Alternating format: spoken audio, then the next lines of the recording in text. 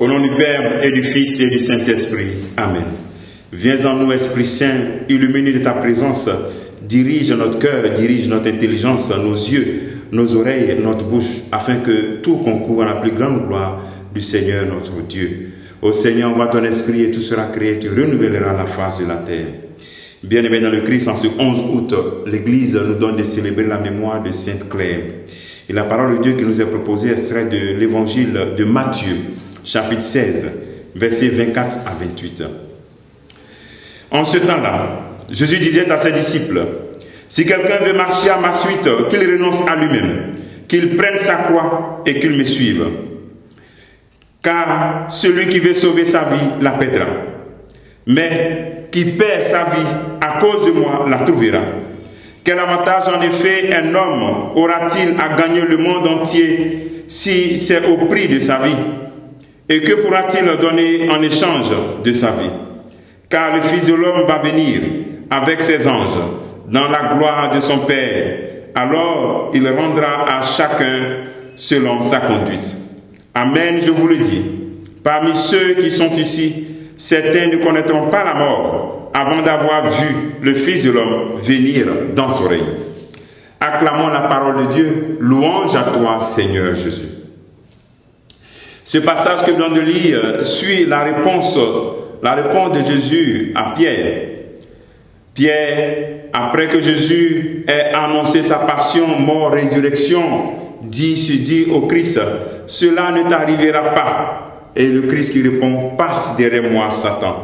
Prends ta place de disciple. » Le disciple est appelé à marcher, non devant le maître, mais derrière le maître. L'évangile de Jésus nous montre aussi les exigences de ce que cela signifie, passer derrière le Christ, être derrière lui, être derrière Jésus et le suivre. C'est renoncer à soi et prendre sa croix. Est-ce que tu peux dire, comme Paul aujourd'hui, ma vie à moi, c'est le Christ? Paul le dit dans Philippiens 1, verset 21, ma vie à moi, c'est le Christ. Est-ce que je passe vraiment derrière le Christ? Je le suis. La croix n'est pas une exigence du Père, mais la conséquence de notre engagement libre à assumer notre marche à la suite du Christ. C'est cela la croix.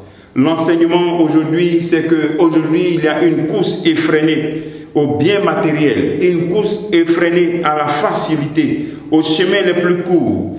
Et nous nous rendons compte que ces chemins-là ne nous remplissent jamais.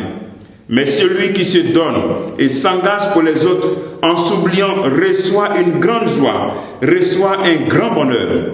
Alors aujourd'hui, le Seigneur t'invite à comprendre ta vie comme un don pour les autres. Il arrive même souvent que nous regrettons les bonnes actions causées, les bonnes actions que nous réalisons envers les autres, à cause de l'ingratitude, ou bien parce que personne n'a dit merci, ou bien on ne reconnaît pas. Dieu voit dans le silence ces bonnes actions que tu réalises, parce que tu prends cela comme ta manière de marcher à la suite du Christ, ta manière de prendre ta croix, d'assumer les exigences à ta marche à la suite du Christ. Voilà. Alors, bien aimé dans le Christ, c'est cela le chemin du vrai bonheur.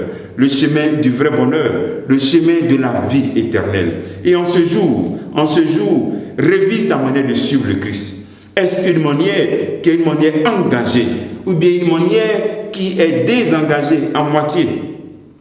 D'où vient ton bonheur? Où tires-tu ton bonheur? Dans le service des autres? Dans le service de Dieu? D'où vient ton bonheur? Pose-toi cette question en ce jour. Que le Seigneur te bénisse, qu'il nous bénisse tous en ce jour, au nom du Père et du Fils et du Saint-Esprit. Amen.